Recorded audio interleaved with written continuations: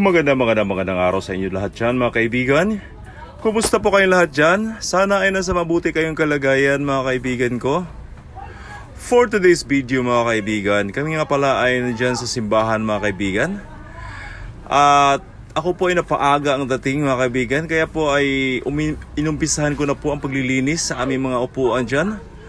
Upang sa gayon ay malinis ang aming gagamitin sa parating ng Sabado mga kaibigan. Dahil meron po kaming napaka-espesyal na araw ng pagsamba dahil ang aming simbahan mga kaibigan ay nag-celebrate kami ng 39 years sa aming anniversary ng aming church mga kaibigan.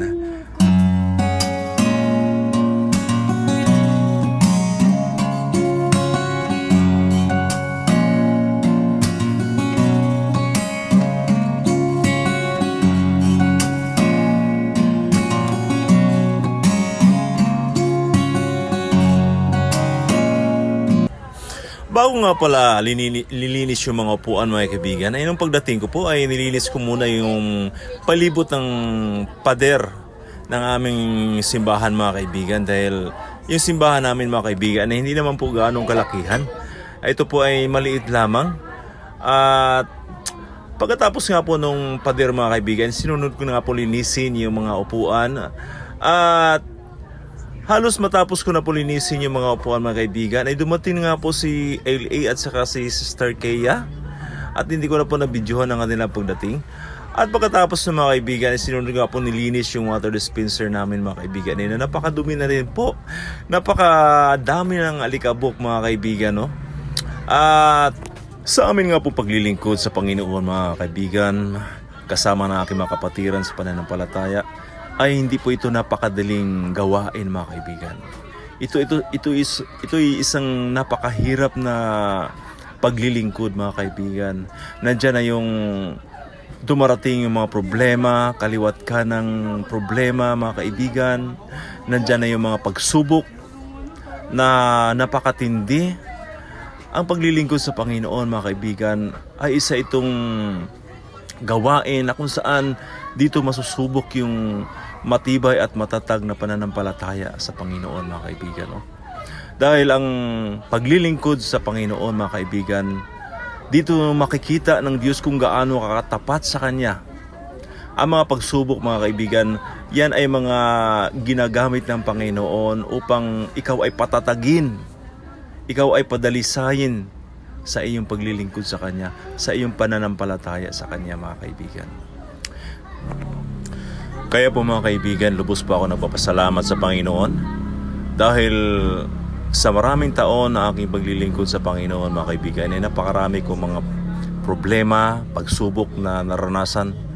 At hindi po ako nawawalan ng pag-asa dahil alam ko mga kaibigan na ang Panginoong Diyos ay nandyan lang siya.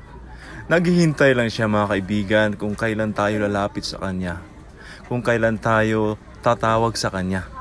Ang Panginoon mga kaibigan ay nakikinig siya sa lahat ng ating mga sasabihin, sa lahat ng ating mga hihilingin mga kaibigan. Kaya po pinatutunayan ko sa inyo mga kaibigan na ang Diyos ay God is good all the time mga kaibigan. Siya ay napakabuti sa lahat ng oras, sa lahat ng panahon. Dahil kaya mga kaibigan, kung sino man po dyan na mayroong mga problema, mayroong mga karanasan, kahit anong mga problema mga kaibigan, sa financial man yan, sa kalusugan man yan, sa mental, lahat klaseng problema mga kaibigan, ilapit niyo po sa Panginoon. Idalangin niyo po sa Kanya dahil ang Panginoon ay nakikinig siya. Hindi po kayo mabibigo mga kaibigan kung kayo ay lalapit sa Panginoon. Napakarami ko na po mga karanasan mga kaibigan na kung saan dinidinig ng Panginoon yung ating mga dalangin.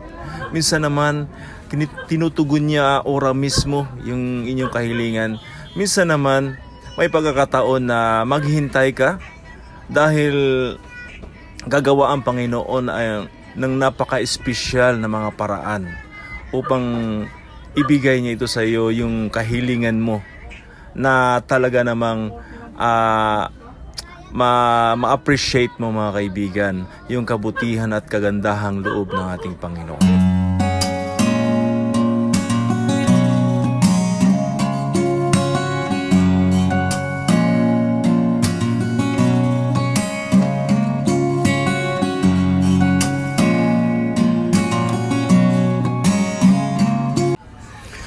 At sa pagkataong ito mga kaibigan, unti-unti na nga dumating ang aking mga kasamahan sa iglesia mga kaibigan.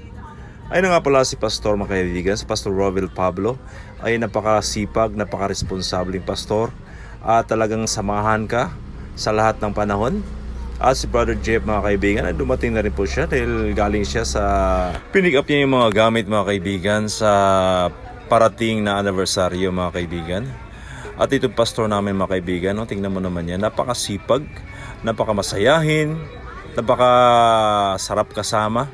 At ito naman si Sister Kea at si Sister L.A. at napakasipag ng mga kabataan na ito mga kaibigan. At talagang maasahan mo sila sa gawain ng aming iglesia mga kaibigan. Andiyan na nga pala kami lahat mga kaibigan at sama-sama kami. Ito naman si Sister Lenlen at lininis niya pala mga kaibigan yung storage ng aming iglesia. Ito naman si Sister Jane at meron siyang ginagawa dyan mga kaibigan, no? Meron siyang nililinis dyan at napakasipag din na bata ito mga kaibigan.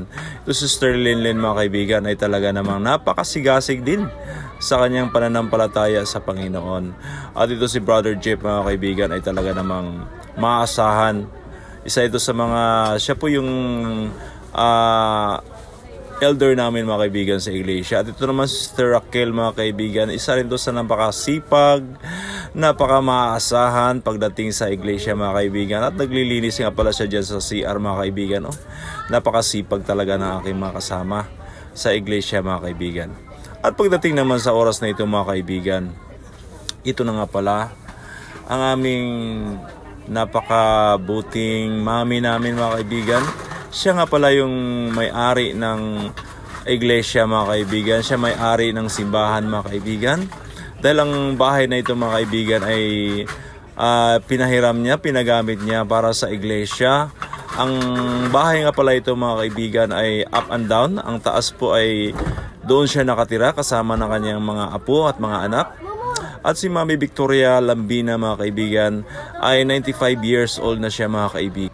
Lubos po kami nagpapasalamat sa Panginoon mga kaibigan dahil meron siya mga ginagamit na mga mabubuting tao upang mapagamit ang kanilang mga resources mga kaibigan para sa gawain ng Panginoon.